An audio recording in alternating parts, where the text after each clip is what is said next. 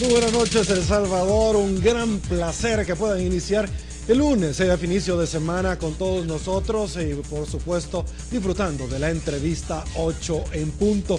Esta noche, como ya lo habíamos dicho, vamos a seguir hablando de todo el panorama político jurídico que se ha dado en nuestro país, precisamente ante la toma de posesión de Ovidio Bonilla, dos presidentes al frente de la Corte Suprema de Justicia, uno declarado inconstitucional y el otro por parte del presidente saliente. De todos estos temas vamos a hablar más adelante. Es un placer para mí darle la bienvenida al señor Procurador para la Defensa de los Derechos Humanos, el licenciado Oscar Luna. Procurador, siempre es un placer poderlo recibir en Canal 33. Muchas gracias por la invitación, que estoy a la orden, y un saludo para todos los amigos y amigas que nos ven con su bonito programa a esta hora. Gracias. No, gracias a usted por tomarnos la invitación y honrarnos, por supuesto, con su presencia. También agradecemos a todos los amigos televidentes que nos sintonizan en línea y, por supuesto, a los que nos hacen llegar todas sus preguntas por nuestras diferentes redes sociales. Es importante también darle la bienvenida a quien hace posible este primer segmento, quien es Banco Agrícola.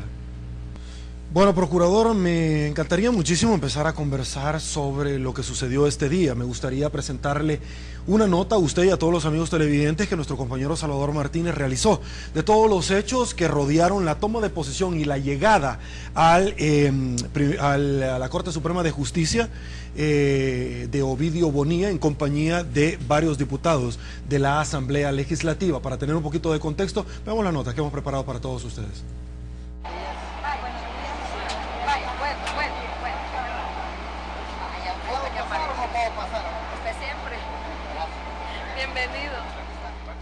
Los sindicalistas actuaron como el filtro que tenían que pasar las personas que querían ingresar o salir de la Corte Suprema de Justicia.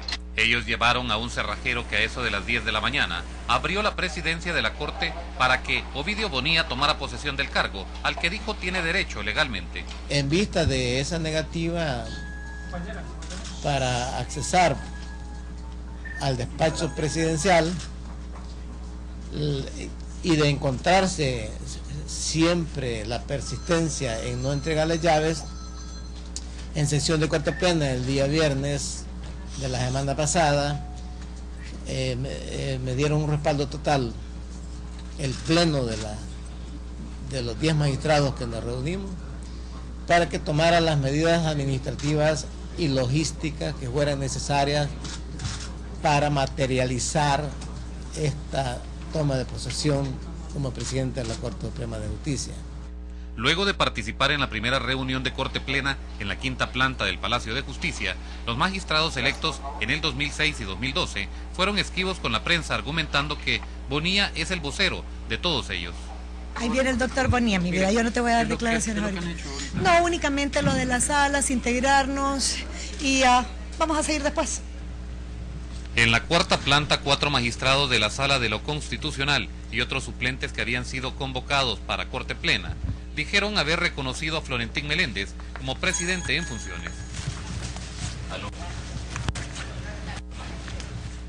Vamos a dirigir una carta al fiscal general, al cual ya se le avisó verbalmente de lo que estaba sucediendo, para que instruya los informativos y deduzca las responsabilidades, accionando la acción penal si para él procede ante los tribunales de justicia.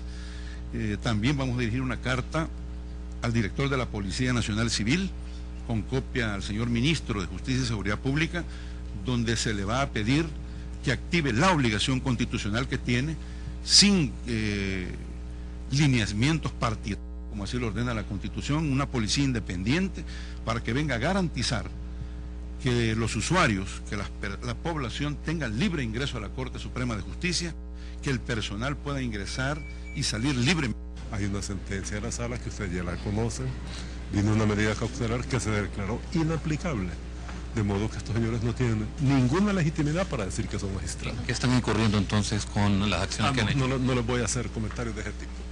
Pero ¿no es lícito lo que están haciendo? Por supuesto que no.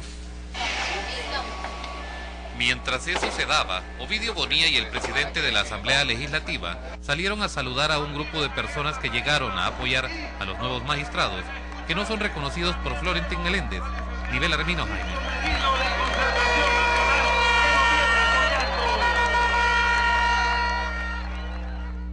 Nos satisface anunciarle al país que las decisiones que tomamos esa noche se han confirmado como decisiones válidas, como decisiones ajustadas a derecho, como decisiones correctas. Y lo que me confirma esa convicción es que esa noche elegimos a hombres y mujeres valientes que se han enfrentado en las últimas semanas a una de las más arteras conspiraciones contra el Estado de Derecho en El Salvador, a una de las más peligrosas conspiraciones contra este libro que es sagrado para los salvadoreños, que es la Constitución de la República.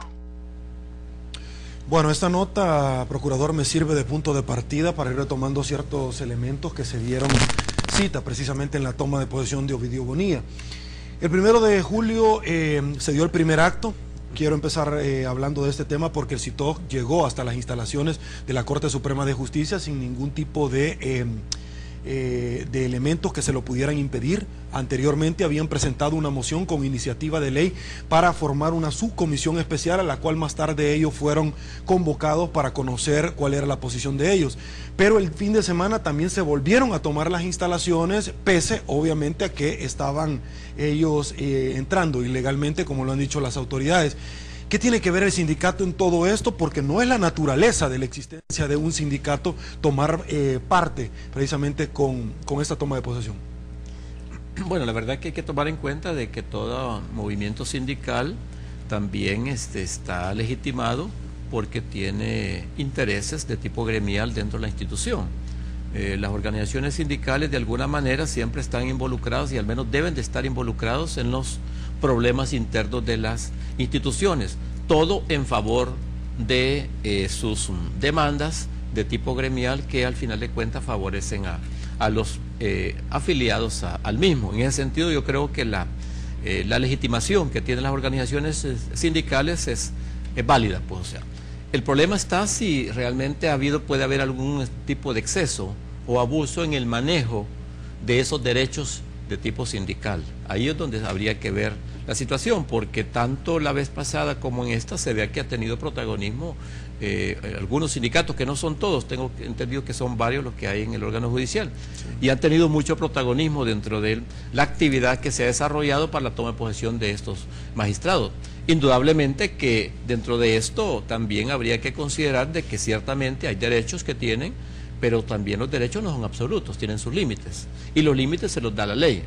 La ley establece también ciertos límites para evitar que puedan excederse más allá de lo que realmente ellos puedan tener, sobre lo que puedan tener su competencia como movimiento sindical. Llegar a descuidar sus propios intereses, podríamos hacer una ponderación, una valoración, que tienen algún tipo de negociación con los magistrados entrantes. Bueno, yo diría que realmente el apoyo de los movimientos sindicales, en primer lugar, podría ser como una simpatía al magistrado. Obviamente que no podemos perder de vista de que habrán intereses, o sea, intereses de que más allá podrían estar reclamando o demandando mejores prestaciones, que eso es obvio. Se lo han estado demandando a los actuales magistrados y se lo van a seguir demandando a todo el órgano judicial en todo momento, porque hay prestaciones laborales, hay negociaciones colectivas, habrán contratos colectivos en donde se establecen prestaciones de tipo social, de tipo laboral. Sin embargo, yo no quiero pensar de que se trata también de un compromiso que se esté condicionando el apoyo, claro, eso no sería correcto, porque entonces estaría perdiendo imparcialidad e independencia los magistrados, especialmente el doctor Ovidio Bonilla. Yo debo entender que se trata también de intereses que son de tipo gremial normales en todo sindicato. Más allá de lo que podría haber, realmente sí sería muy de riesgo porque se estaría perdiendo también lo que es la independencia. Obviamente que esto implica también de que los señores magistrados deben de manejar con mucho cuidado y con mucho equilibrio su relación con el sindicato y sobre todo con todos los empleados judiciales, en donde tiene que haber una relación con ellos, una relación laboral en donde se plantee la armonía, donde se plantee también su interés en luchar por las prestaciones gremiales, pero no también compromisos que más adelante pudiera incluso no poder cumplir, y eso sí le podría traer problemas. Hipotecar el libre ejercicio de una administración del presidente entrante.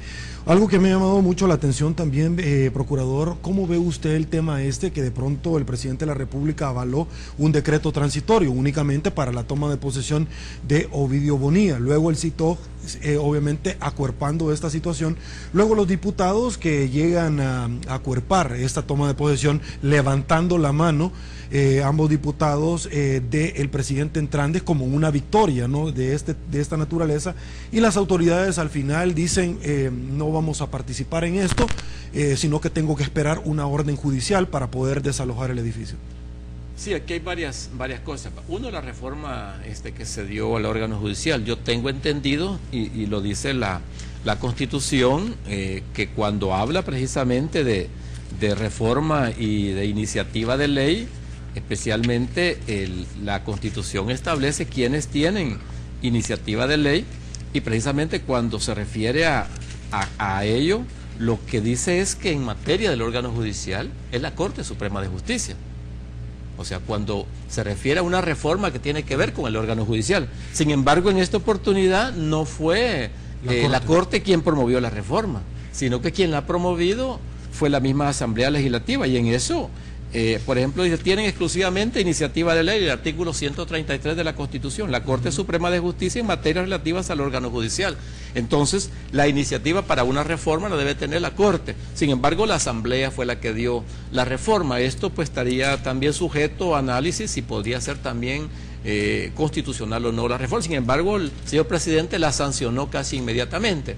Creo que estas son de las cosas que de alguna manera reflejan también en duda en todo este proceso, porque pareciera ser que como que si muchas cuestiones se están dando, casi acomodándolas a ciertos intereses, y eso creo que no se va bien. Eso al final de cuentas, más que beneficiar una nueva corte, podría perjudicarle, porque al final pudiera ser de que se vaya perdiendo desde un principio, imagínense, credibilidad, confianza, sentido de independencia e imparcialidad, que son dos elementos fundamentales de lo que es el órgano judicial. La independencia judicial es básica para el ejercicio precisamente y democratizar el país en función de administración de justicia. Y si esto realmente no se da, eso podría de alguna manera ir creando, como digo, desconfianza y falta de credibilidad en el manejo también de la Corte. Y que de hecho sobre este decreto ya se interpusieron las demandas correspondientes precisamente para declararlo inconstitucional.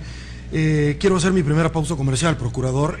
Al regresar, por supuesto, vamos a seguir hablando en torno de estos temas, de lo que sucedió el día de ayer y de muchos temas más que por supuesto están íntimamente ligados con esto. Pausa, volvemos.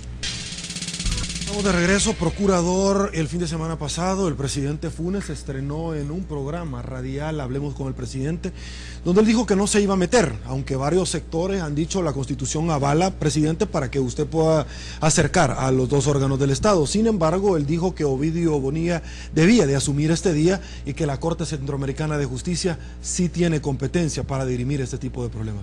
¿Qué opinión le merece? Bueno, yo creo que sí, el señor presidente tiene... en primer lugar, tiene el derecho a poder optar por una posición, ya sea a favor o en contra. De hecho, él ya lo ha hecho, porque él reconoce la competencia de la Corte Centroamericana y, bueno, hay que respetar su criterio. Pero el punto va más allá.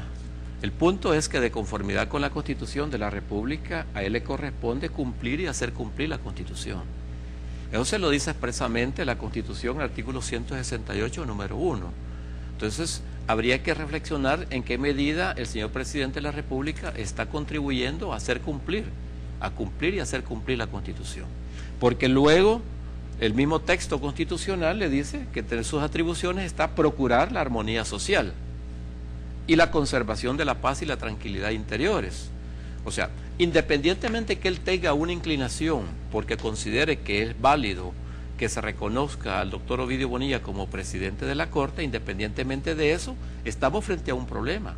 Estamos frente a un problema que está rompiendo armonía social, que está creando intranquilidad, que está promoviendo más que la paz, está promoviendo confrontación. Entonces, entiendo yo que el señor presidente de alguna manera tiene que contribuir para que este conflicto pueda resolverse, porque es obvio que el conflicto está. O sea, el problema no se ha superado, el problema no ha terminado. Hoy si se han tomado posesión los nuevos magistrados, pero el conflicto no se ha terminado. Entonces lo que se está creando, decía yo también, una confrontación entre sociedad civil, y eso no es bueno. Entonces ahí es donde se está rompiendo la armonía social, en donde de alguna manera se está creando inestabilidad, y es donde se tiene que reaccionar. ¿Hay dos cortes, hay dos presidentes, procurador? Hay dos cortes, obviamente que hay dos cortes, o sea, una corte que es la que ha estado funcionando y la otra que se incorpora. Entonces tenemos un problema interno que obviamente no está resuelto. Por seguridad jurídica, ¿cuáles de las resoluciones que puedan emitir una o el otro lado van a tener vigencia? Le hago esta pregunta porque el ministro de Hacienda ha dicho la firma para pagar salarios corresponde a Ovidio Bonilla. Sin embargo, este magistrado, Florentín Meléndez, ha dicho no se les va a pagar salario a los del 2012, porque ya lo declaramos nosotros inconstitucional. Sin embargo, otros han dicho, como los colaboradores de la Sala de lo Constitucional, nosotros no reconocemos a Ovidio Bonilla ni a los magistrados entrantes. Claro, ese es un problema. O sea, hay falta de certidumbre jurídica al interior, en principio al interior de la Corte Suprema de Justicia. Pero hacia el exterior, hacia todos aquellos actos que tienen un efecto jurídico hacia afuera, hay también falta de certidumbre jurídica, habrá problemas. Porque a lo mejor veamos no tanto los aspectos puramente administrativos, que se necesita firmar una serie de documentos que se firman, sino que aquellas resoluciones que se empiecen a firmar, ¿podrán ser impugnadas? ¿Irán a ser impugnadas? ¿Qué efecto van a tener? ¿Cuál es el efecto jurídico que va a tener respecto a terceros? Eso es lo más Cualquier contrato delicado con una empresa se va a respetar más adelante. Exacto. O resoluciones. Ponga que hay otras sentencias de otra naturaleza. Hay una serie de amparos, de habeas corpus, de demandas de inconstitucionalidad, etcétera. A ver, usted como procurador de la defensa de los derechos humanos, hay un tema bien especial, porque hay familias que los reos de delitos graves ya cumplieron los 2 años sin tener una sentencia, favorable o desfavorable, pero no la tienen y están en una detención ilegal.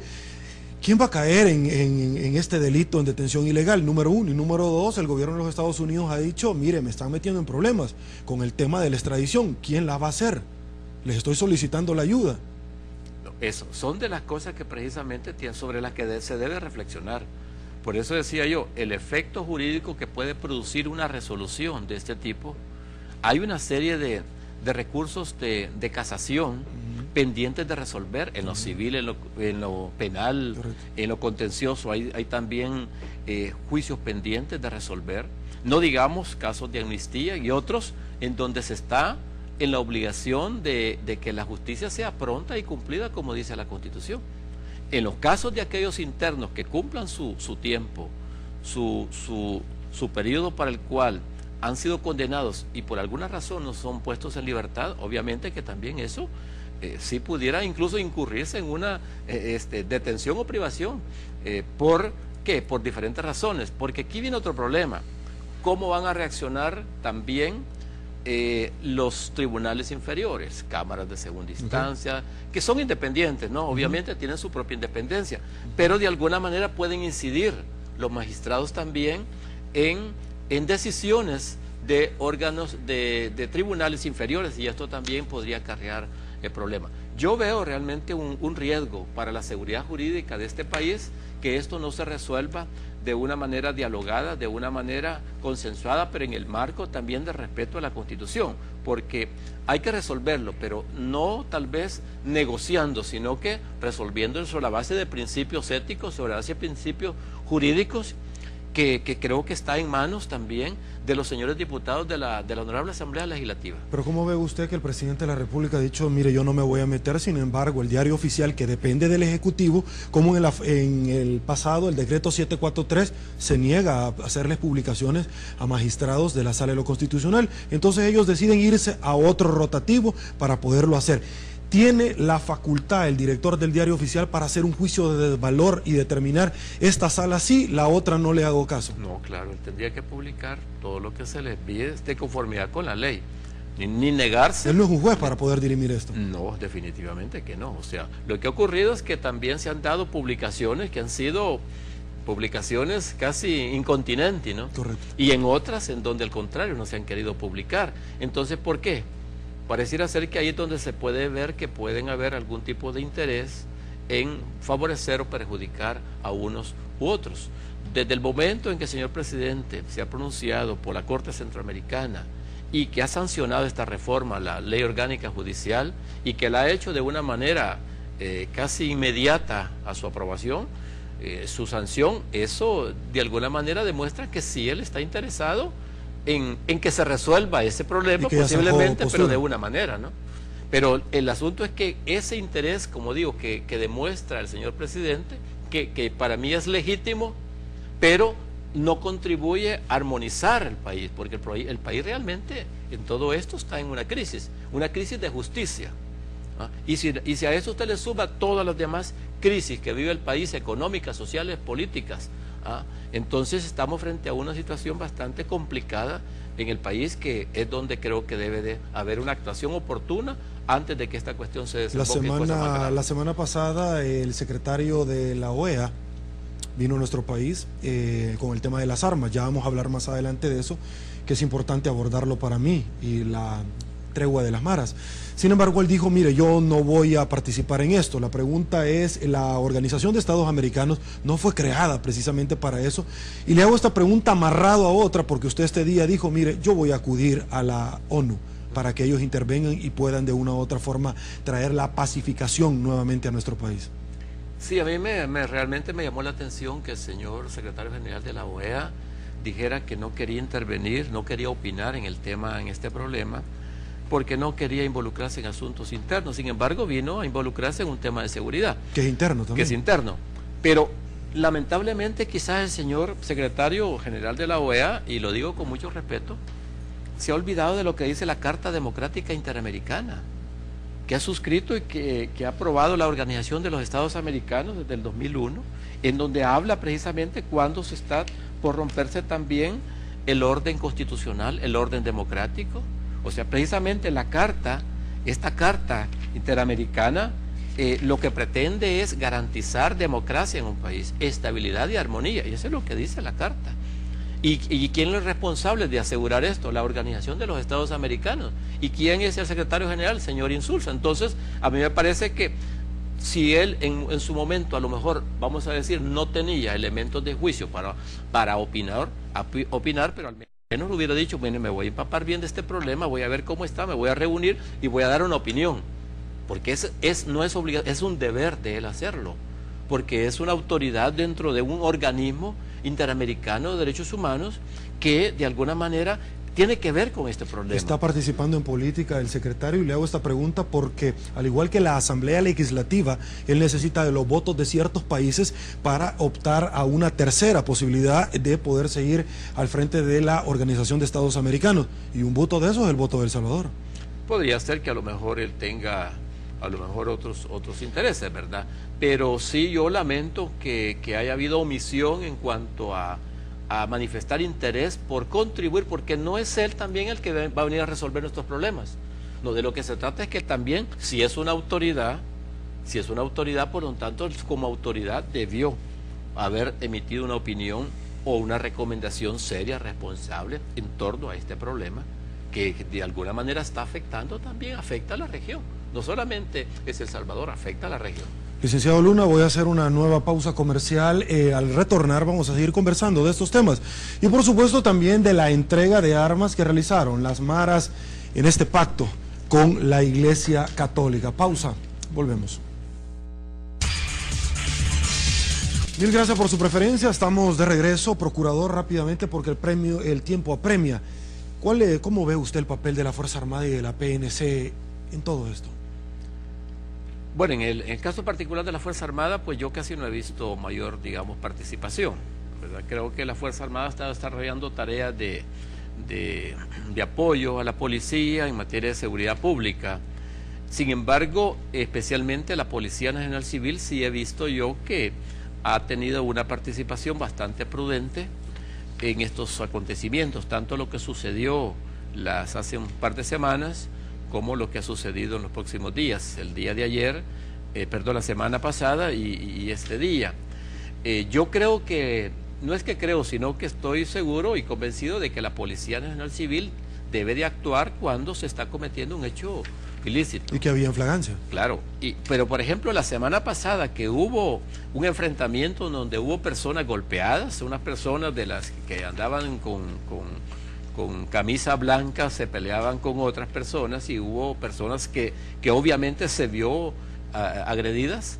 Ahí tenía que haber intervenido la Policía Nacional. ¿Cómo ve el papel del diputado Parker, Francisco Merino y otros más que llegaban precisamente a acuerpar a Ovidio Bonilla y que ellos son parte de una subcomisión que están investigando a 2 magistrados? Agarran la mano de la levantan como en señal de triunfo. ¿Qué garantía de un debido proceso podrían tener estos 2 magistrados de la Corte Suprema de Justicia?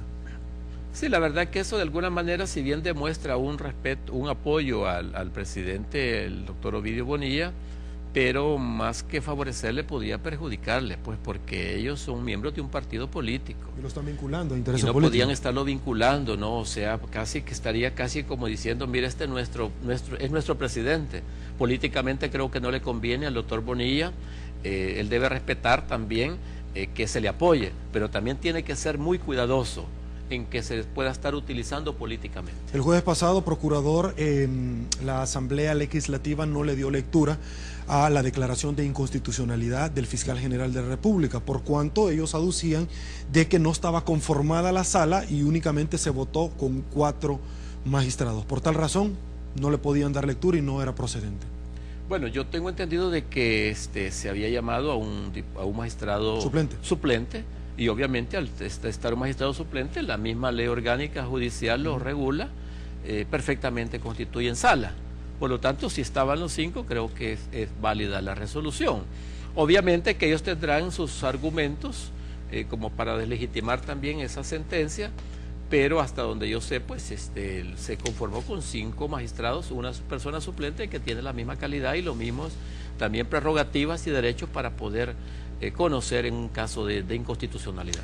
Varias instituciones y especialmente la comunidad internacional ha pasado ya a advertir de que podríamos nosotros perder ciertos privilegios, como el Partnership to Grow o el FOMilenio 2. Roberta Jacobson nuevamente lo ha reiterado, quiero decirlo a los amigos televidentes, pero además de eso, procurador, en términos de país, la ANEP no ha vacilado en decir que ellos están valorando la posibilidad de un paro técnico a nivel nacional.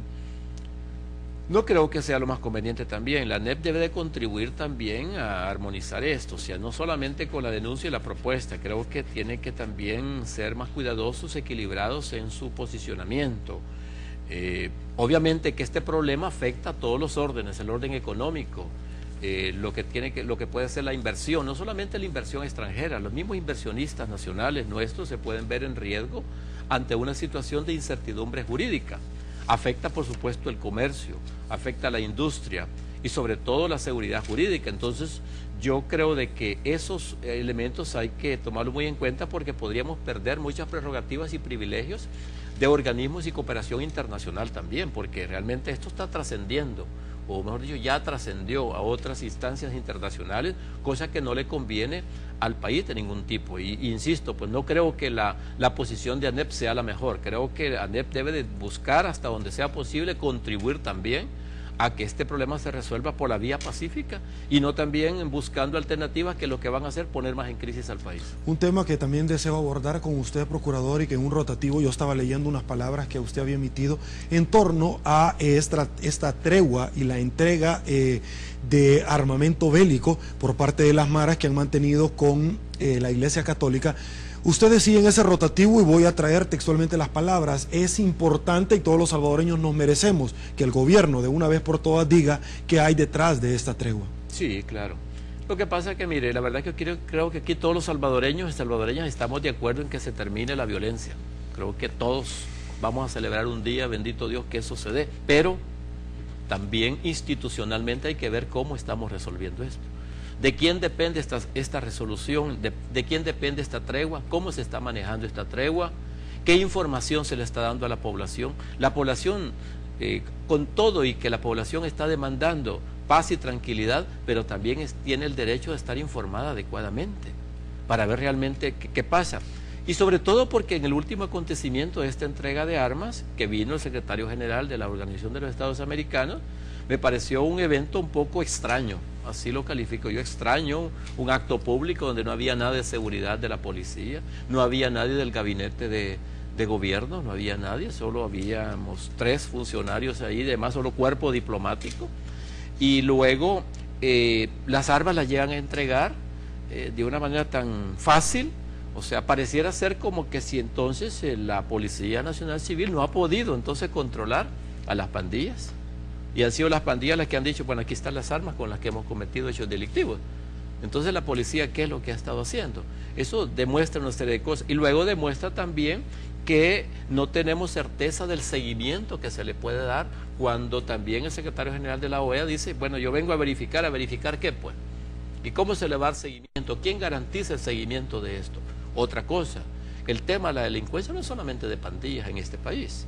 Aquí hay otros grupos organizados que también requieren que se les ponga adecuada atención y otras formas de violencia que se dan. Entonces, claro, lo de las pandillas es una parte. De hecho, el caballero que entregó las armas dijo, mire, aquí hay grupos de exterminio, claro, y no nos vamos a engañar, lo dijo puntualmente a los medios de comunicación. Exactamente, porque hay otras formas también de delincuencia en este país que requieren también atención. Entonces, ¿quién garantiza y quién verifica ese proceso?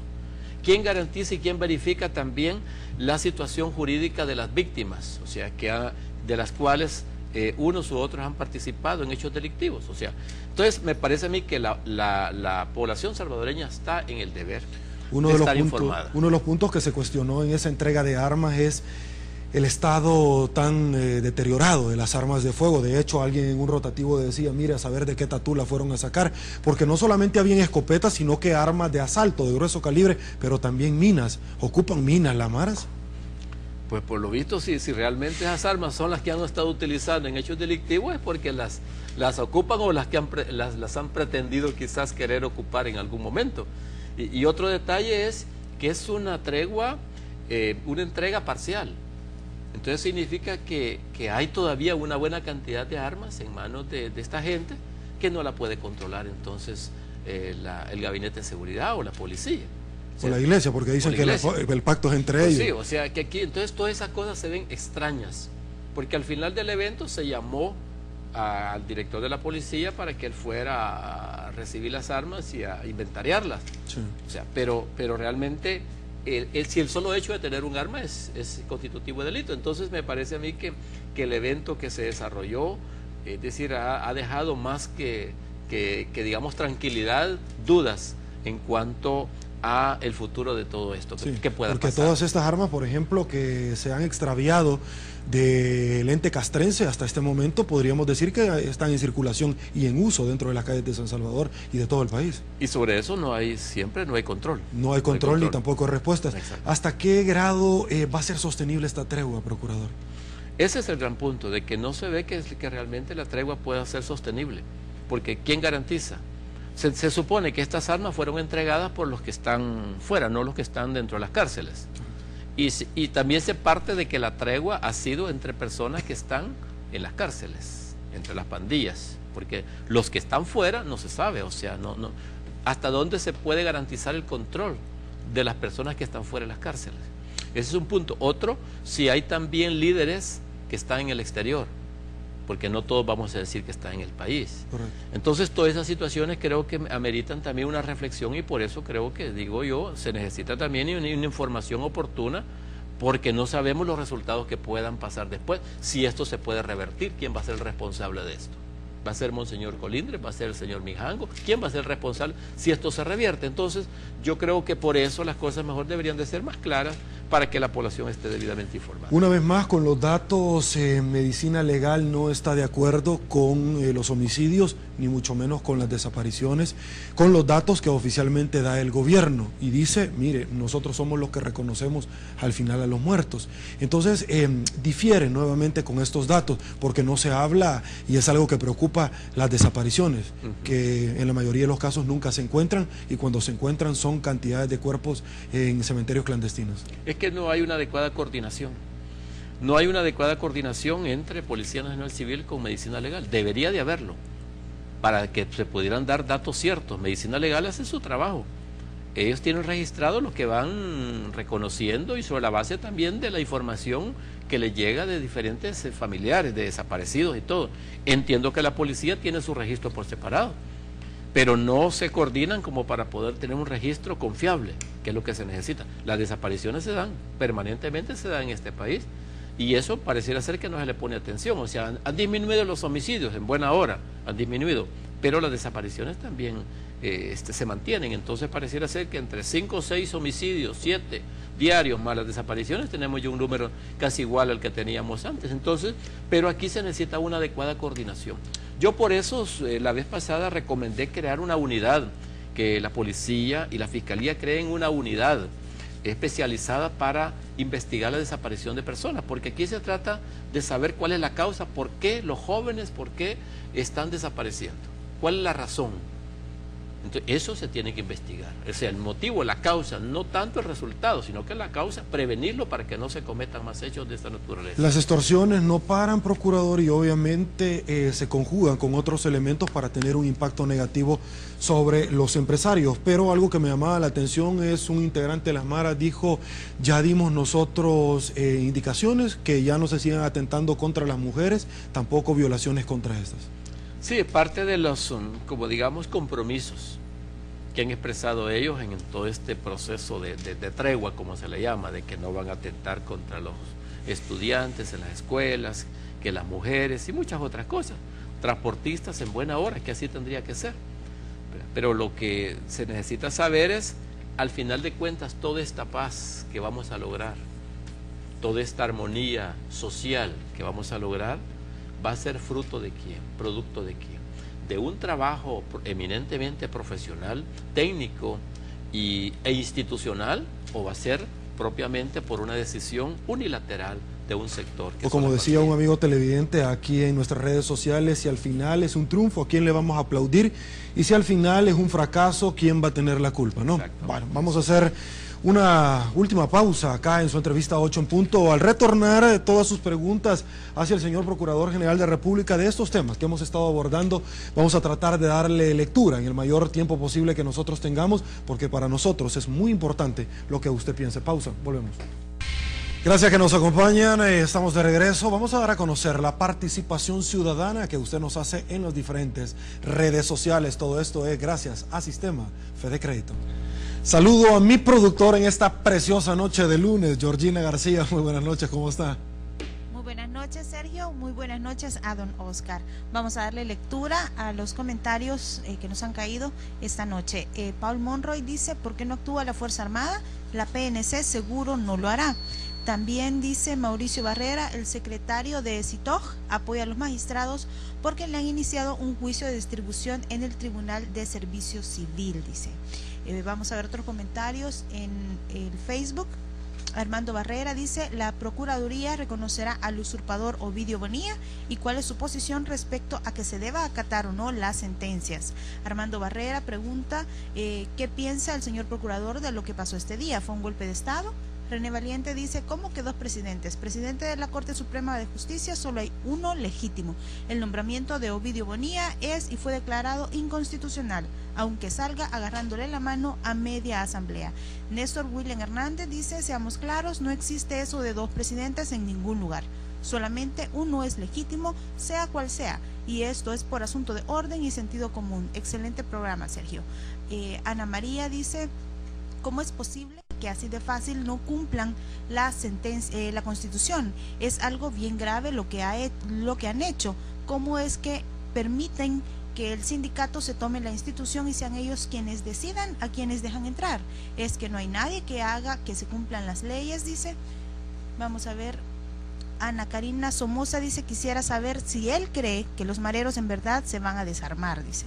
Y Roberto Martínez dice, licenciado Luna, antes de ser políticos, antes de ser partidarios de ideologías, como también antes de ser funcionarios públicos, sobre todo ellos resultamos ser abogados.